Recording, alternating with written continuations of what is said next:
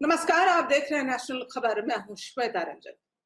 केंद्र सरकार जो मौजूदा हालात हैं, जो फिलहाल ये वक्त चल रहा है, ऐसे में चारों ओर से घिरी नजर आ रही हैं। लगातार सवाल किए जा रहे हैं कि जो हालात इतने बेकाबू हुए, वो हुए तो कैसे हुए? क्या इसका पूर्वानुमान नहीं था? क्या सरकार जो है आत्ममुग्ध हुई थी, खुद को वैक्सीन गुरु बता रही थी, खुद को एक ऐसा अपनी पीठ खुद थपथपा रही थी सरकार और कह रही थी कि कोरोना के खिलाफ हमने जो है जंग जीत लिया है। तब हालात इतने बेकाबू कैसे हो गए हैं? लगातार सरकार पे सवाल उठ रहे हैं और ऐसे में एआईएमआईएम के मुखिया असदुद्दीन ओवैसी कैसे चुप रह सकते थे? उन्होंने भी जो सरकार पर एक तंज कसा है, लेकिन एक शायराना अंदाज में उन्होंने तंज कसा है। तो असदुद्दीन ओवैसी ने एक ट्वीट में लिखा, वो जो कहता था तारे तोड़ लाऊंगा, उसने आसमान ही गिरा दिया मुझ पर। इसके बाद उन्होंने लिखा कि यह लिखते वक्त कवि के दिमाग में जरूर पीएमओ रहा होगा। यानी कि सीधा का सीधा निशाना, टिप्पणी, तंज पीएमओ पर है, यानी प्रधानमंत्री पर उंगलियां उठाई गई हैं। इससे पहले भी ओवैसी ने प्रधानमंत्री को इस महामारी के लिए जिम्मेदार ठहराया था। तो लगातार प्रधानमंत्री पर जो उंगलियां उठ रही हैं, असदुद्दीन ओवैसी ने भी उंगलियां उठाई हैं और कहा है इस महामारी को कंट्रोल ना कर पाने के जिम्मेदार सिर्फ प्रधानमंत्री मोदी हैं। उन्होंने कहा, आपने जब लोगों से कहा कि ताली थाली बजाओ, क्या उससे कोरोना भाग गया? अगर देश आत्मनिर्भर है तो दूसरे देशों से मदद लेने की जरूरत क्यों पड़ रही है? देखिए, भारत की जो हालात बन चुके हैं वो ऐसे है कि अमेरिका जैसा देश मदद तो कर रहा है, लेकिन ये जब अमेरिका पे काफी ऐसी रिपोर्ट्स आने लगी कि जब भारत ने मदद की लेकिन अमेरिका पीछे हट रहा है, तब जाके अमेरिका ने मदद की बात कही है कि वो कच्चा माल भेजेंगे दवाइयों के और व्हाटएवर।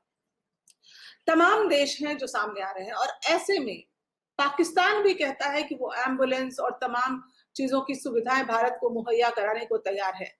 तो ये भारत के लिए एक शर्मनाक अवस्था हो जाती है जब पाकिस्तान कहता है कि वो मदद देगा। उन्होंने कहा, असदुद्दीन ओवैसी ने कहा कि मोदी सरकार गायब हो गई है और जब शव जला रहे हैं तो इन्हें तो सिर्फ खून की खुशबू आ रही है। ये एक बहुत बड़ा कमेंट है असदुद्दीन ओवैसी की तरफ से प्रधानमंत्री मोदी पर। कोरोना वैक्सीन को भी लेकर अगर आप देखिए, अलग अलग रेट जो है को लेकर तमाम आवाजें उठी। कल जाके सीरम इंस्टीट्यूट ऑफ इंडिया के सीईओ पूनावाला ने कहा कि वो 400 से रेट घटाकर 300 करने वाले हैं। ओवैसी ने भी कहा कि मोदी सरकार को, तब भी ओवैसी ने कहा कि मोदी सरकार को पीएम केयर्स का पैसा निकाल कर राज्यों को दे देना चाहिए, जिससे वे ऑक्सीजन खरीद सके। उन्होंने कहा, मोदी के मीडिया के चमचों, जाग जाओ, आपके खुद के लोग मर रहे हैं, अब तो मोदी का बाजा बजाना बंद कर दो।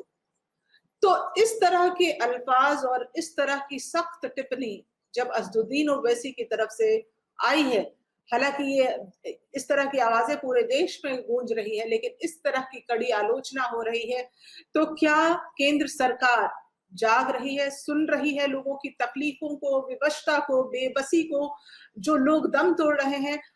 एक मैं आपको ये भी बताना चाहूंगी कि अब तो आलम ऐसा हो गया है कि लोग अपने परिजनों को अस्पताल में भर्ती कर और गायब हो जा रहे हैं। अपने परिजनों की लाशों को, चूंकि इतनी लंबी कतार लगी है कि उनको जलाने में वक्त लगेगा, 20-20 घंटे का वक्त लगेगा, तो लोग सड़क किनारे छोड़ के गायब हो जा रहे हैं। तो हालात देश में ऐसे हैं कि अगर आप कहीं घर से बाहर निकले तो हो सकता है आपको कोरोना के वो कपड़े में बंधी कोई लाश कहीं पड़ी नजर आ जाए। हालात ऐसे हो चुके हैं।